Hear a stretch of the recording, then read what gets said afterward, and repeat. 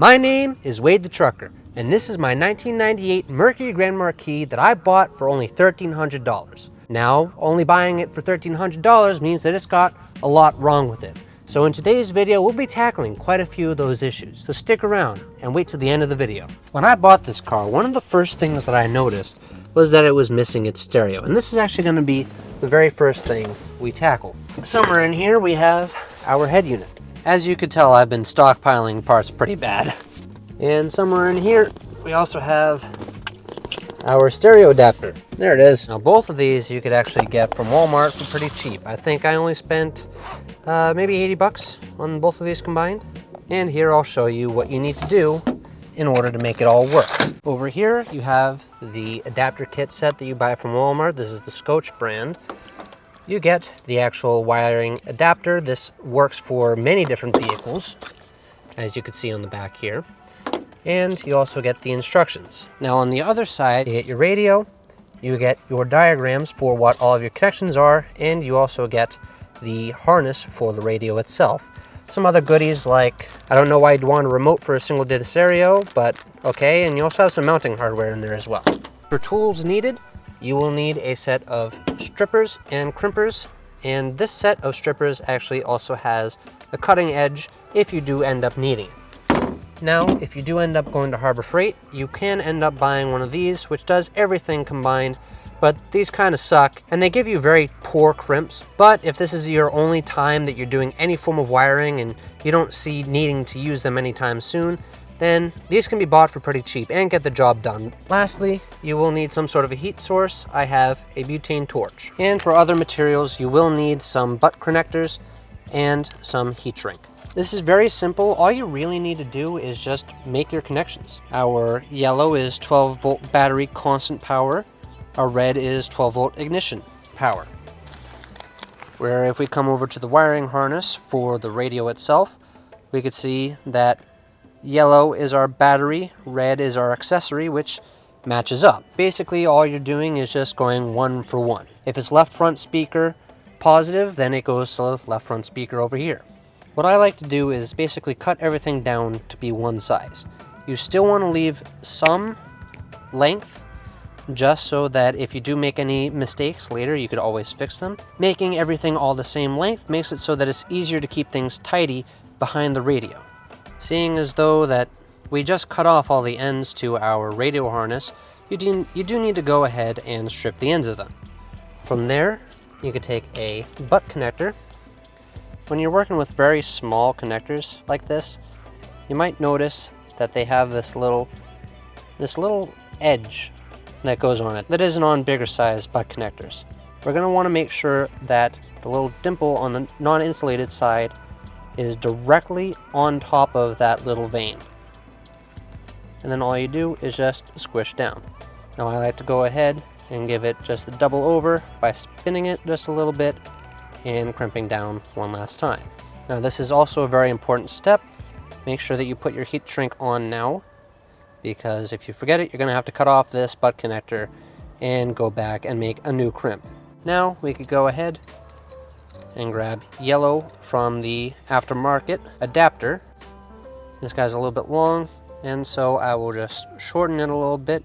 You do want maybe 5/16 of an inch sticking out at the end. You could go ahead, stick it inside of our butt connector, and then make our crimp. Now when you're done crimping things, you just do want to give it a little bit of a tug. I know this one came out a little bit ugly, but then you could go ahead, move your heat shrink up, and shrink it down just by applying a little bit of heat.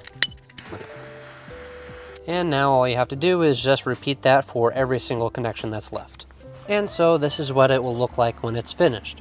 You'll see that you will have a few wires that are extra that you may not use with your actual radio. Like we have our dimmer, which I don't actually think we use in this car in the first place. After you're all done with this, just to avoid any issues of the sorts, you could just take them, bundle them all up, and tie them together with a little bit of electrical tape. And now all we have to do is plug these in. And I did have to get the bezel out from my other car, but let's see if it works. Gonna go key into the run position, and it should turn on.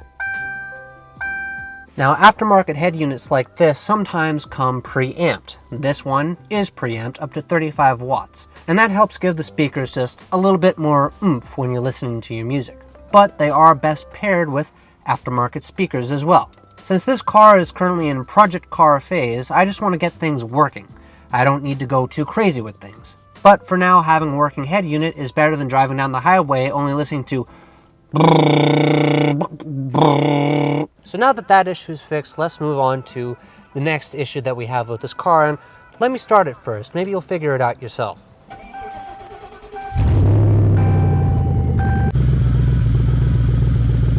Well, your first thought would probably be, hey, the exhaust is rotted off, and that is an issue that we will have to get to in a later video when we do put a turbocharger on this car. Well, that's not quite what I'm referring to this time. There is actually a pretty bad misfire. This car is only running on 7 cylinders. When you read the check engine light for this car, there's 2 codes. One that says misfire on cylinder number 8, and one that says bank 2 to lean. What that tells me is that the injector for cylinder number 8 is not firing properly and is not giving the cylinder enough fuel, and that is what's giving us our lean condition. Now, there's 2 different ways of fixing it. You can run fuel injector cleaner all through the entire system, or you could even shoot it straight into the fuel rail and hope that that clears it up, which is what we're going to try first. The second way to fix this would be to just straight up remove and replace the injector, which I hope we don't have to do, because cylinder number 8 is on bank 2, and bank 2 has a giant crash bar covering it, and the best way to get that crash bar off is to actually remove the hood and the wiper cowl. So I'm hoping that we don't have to do that. And so after a short trip down the highway, we have arrived at my friend Eric's house. And here we're going to tackle a couple of the issues, including the injector issue that I told you about. Basically, we have this kit right here that hooks up to a bottle of injector cleaner and actually goes directly onto the fuel rail. The hopes with that is that it cleans out the fuel injector without us having to take everything apart and replace the fuel injector. On top of that, we will also be programming new keys and key fob, and also replacing a rivet that actually holds the keyless entry actuator on the driver's door. As we come over our way to the door panel, you can see right here where the actual actuator for the keyless entry is supposed to be. So we're going to have to go ahead and take this door panel off. The door card isn't all that hard to take off. There's 2 screws behind the door pull, there's 1 screw on the bottom of the door, and there's 1 screw underneath the door switches. You gotta make sure that when you pull the door switches off that you pull from the front, or else you risk breaking the retainer that holds the door switches in place. From there, you just pull up and unplug the rest of the plugs. Now in my case, the rivet was actually still stuck inside the bracket on the module itself. So all we had to do was take it off and punch it out with a punch. And then from there, all we had to do was reinstall it.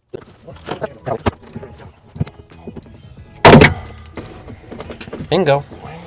And would you look at that? Then we reinstalled the door card, and that was it.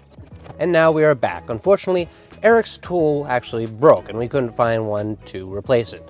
So we're gonna have to go with option 2 and actually do the proper thing and replace the injectors. Now I already have a bunch of the stuff that's blocking our way taken off, but in order to get you guys a better view of what's going on and also give me a better chance of doing it, we're gonna take this hood off. And now that the hood is off, all we have to do is take the trim and the wiper cowl off as well. Just be careful if this is the first time taking that trim off, because if you're an idiot like me and use a screwdriver to get it off, you'll end up breaking the glass, like me. Yeah, I'd say something was living in here for quite a while.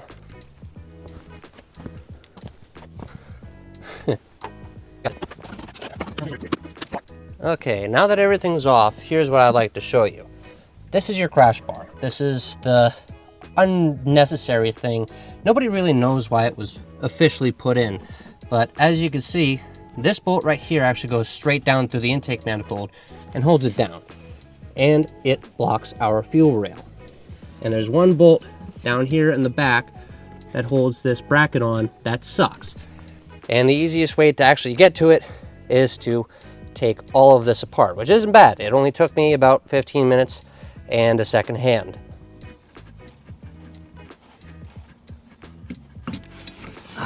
There it is. Okay, now that I actually have this bracket out, I will show you exactly what we're talking about. That's fiberglass. I'm not going to sit on that. Hold up. That's much better. So here is actually what your crash bar looks like. You'll see this right here is the stud that goes all the way through to the intake manifold. And this is the stud that goes in to the back of the head. Apparently on the older cars, they have this little bracket to hold the wiring harnesses in place, and it goes on top of this stud, and this little nut goes on top of it. But this actually isn't entirely necessary. Now the only real use for this bracket is you'll see these two clips right here. One holds in the throttle body cable and one holds in the cruise control cable. Now you could actually delete this entire thing and never have to deal with it anymore. Just go to the junkyard, go to a car that's, you know, on its way out, just go and grab an intake manifold bolt off of any one of the other locations, except for, you know, this stud. You're replacing it, of course, and also the two that go for the thermostat housing, because those are different sizes. Now doing this actually makes it easier if you have to do any other maintenance to this car. If you ever have to pull the fuel rail apart again, which we are going to have to when we do turbo this car, because I will need to swap out these injectors for heavier ones, and I need to cut off these clips and put the correct style clips in. But we'll just take this bolt, we'll put it in, and I need a socket. When you do drive this down, you just want to make sure that you don't send it too hard. There is actually a torque spec of 18 foot-pounds. These cars are intake manifold eaters. As you can see, this one has already had it done at 80,000 miles or less with a dormant intake. And seeing as though most of the intakes that you could find on the open market today suck, and you'll probably end up replacing them before you end up getting rid of the car, it's good to just get rid of that, because then you could actually do the entire intake manifold without doing all of this. Now here's the sucky thing that I found about dormants, is that not all of the holes actually have helicoils in them like they're supposed to, like the fuel rail holes, which normally have brass inserts that the factory hardware actually goes into like they normally would. But I'm guessing that the guy must have lost two of these, because instead of going and trying to find any more, they just put in these coarse thread screws, I guess, into the fuel rail. And I mean, I guess it works, but it's definitely not a long-term solution. Eventually this car might get one of those new Summit Racing intake manifolds or Ford Performance, whichever one I end up buying. And you bet your bottom dollar, I'm gonna buy the correct hardware for it. And now we finally get to the point where we could take the fuel injectors out. Like I just showed you, I already have the hardware out. All it is just popping them up and off.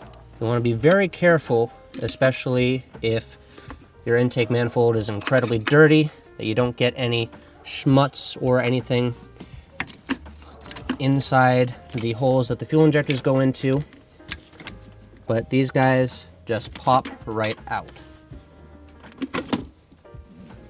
Just like so. And just like that, our fuel rail is out. Now you can see I'm actually holding this facing that way, even though we're on unlevel ground. I'm trying to get any fuel over to that side of the rail when I do pop these injectors off. And right here, you can see the injector that's been giving us all of the issues. So we'll take it, spin it, pop it out. We're gonna get some fuel leak out of it, because there's nothing you could do about that. Right there. This caused all of this. Now it is best practice when you do replace one of these injectors to try and lubricate these O-rings. I don't have any grease or anything like that to put on it, so all I'll do is I'll go and always make sure that you have both of the O-rings that came off of the original injector, so that when you do put the new injectors in, you don't have two O-rings and all of a sudden you go to start this up and fuel blows everywhere. But all you have to do is just push it up and into the rail, or you could do it the other way. You could push it down into the manifold and then put these rail on top of it. But since I'm this far already, might as well do all 8 injectors. And there's one of the cases where the O-ring doesn't come out with the injector. So we'll just go play Go Fish with a pick. Just like that, it's out. Now the final step is to get them all lined up and push them down in their holes. Might be a little bit tricky to do sometimes, especially if there's a little bit of schmutz in the holes. But eventually they will start popping in. Okay, now that I have all the injectors back in and plugged in, what I also like to do, just as a fail-safe, is I'm just going to go in, I'm going to turn the key into the run position and have the fuel pump run. And the reason why I'm doing this is to make sure that all the fuel injectors are fully seated and none of them are leaking. There it is. Now I heard a fuel pump. So we're just going to go take a look, make sure that none of these have any wetness around them outside of what I already caused, which they all look good. So I'll go ahead and put this all back together. And while I'm here putting this all back together, might as well, I have a brand new air filter, might as well replace it. This one's looking not terrible, I've seen worse, but might as well, we're right here. And this is one of the few New England cars that I've ever bought where both of these clips are on top. We should be able to just fire up now.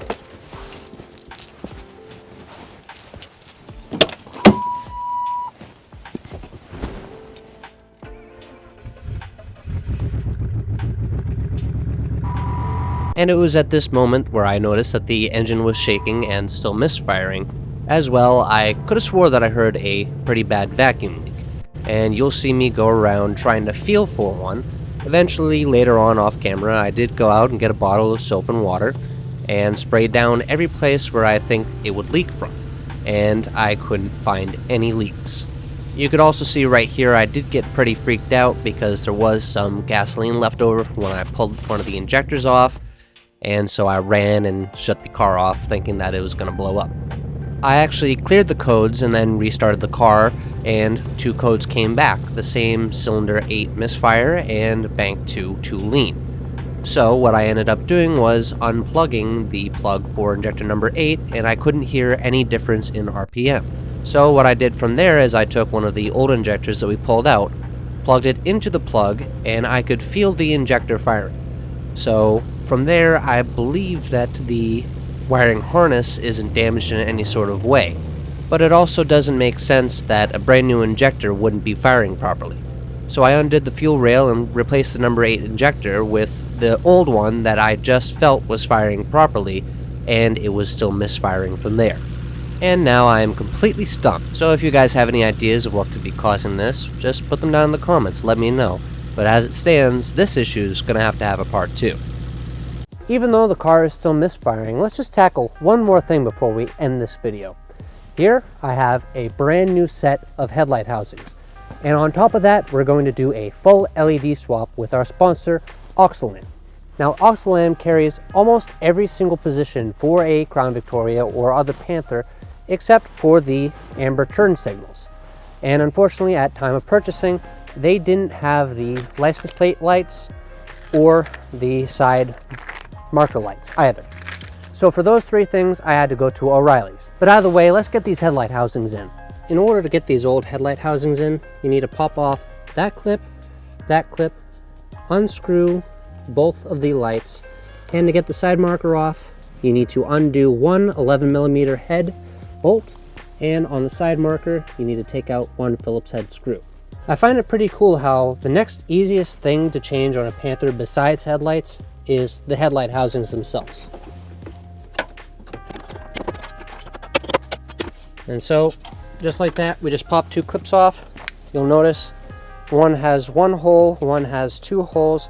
This one with the 1 hole and the clip goes next to the turn signal, and the one with 2 holes goes next to the headlight itself.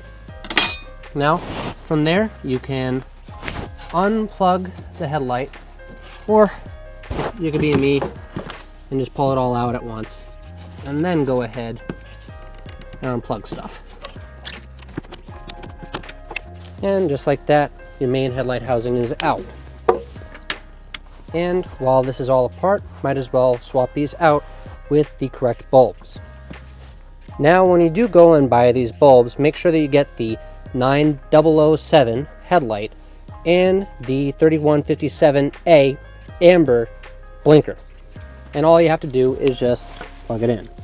What I specifically like about these Oxilam headlights is that there's no big huge heat sink, there's no separate wiring harness coming off the side of it. I've had 4 different sets of LEDs in my black car, and currently they have Oxilam, and they've lasted the most out of the bunch so far, but all you have to do is just plug it in. Now I'll go ahead and unfasten the 11mm head, being very careful not to drop that nut, and then I could unscrew the side marker. And then the entire assembly comes out. Now you'll see here, you have your actual side marker, amber light. You can spin it and pull it out, just like that. And you could do the same with your cornering lamp. And as well, there is a little metal retainer right here that holds the harness in place. And now this headlight housing is out.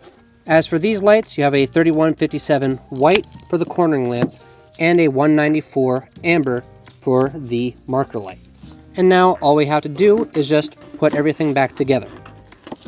Now I am just a little bit concerned with the potential brightness of this LED cornering lamp.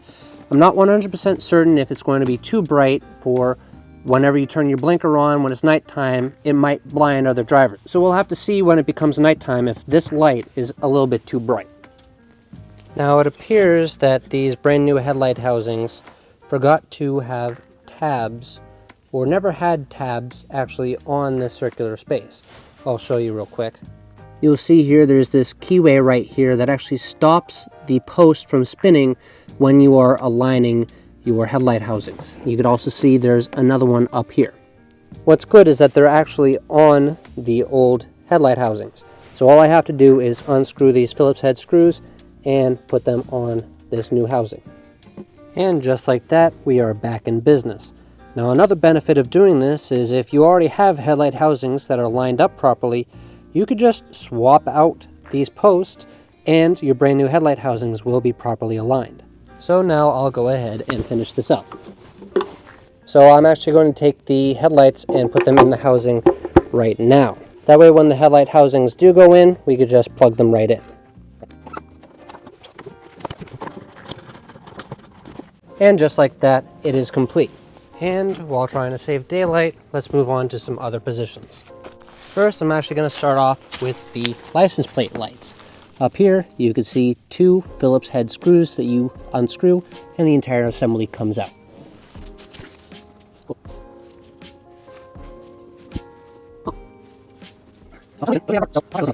Now, as for these tail lights, all you have to do, there's this guy that holds the actual carpeting in. From there, you pull the carpet back, and you'll see there is 1, 2, 3, I believe 11mm headed screws.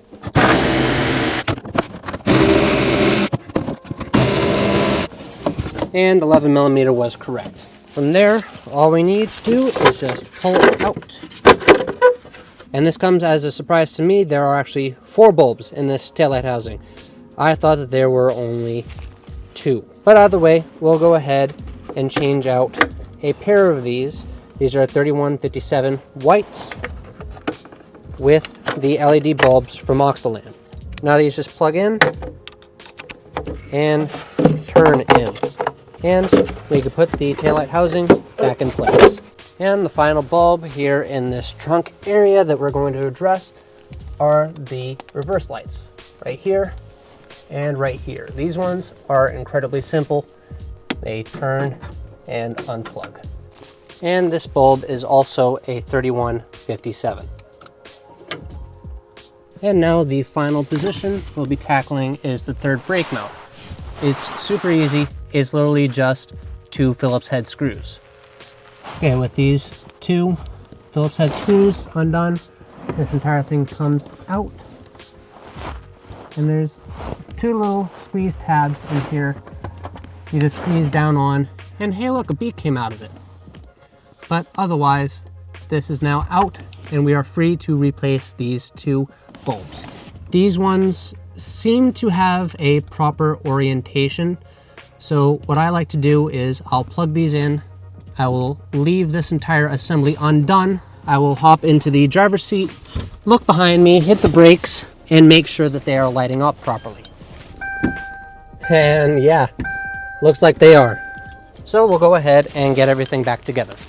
And now, save for the license plate lights, everything has been swapped to LEDs on the driver's side. Now, when it gets dark enough out, I'll go take it out and I'll show you the difference between the LEDs and the halogens. And talk about a world of difference between these two headlight housings. And now it's dark out, so I'll go and show you these fresh new lights.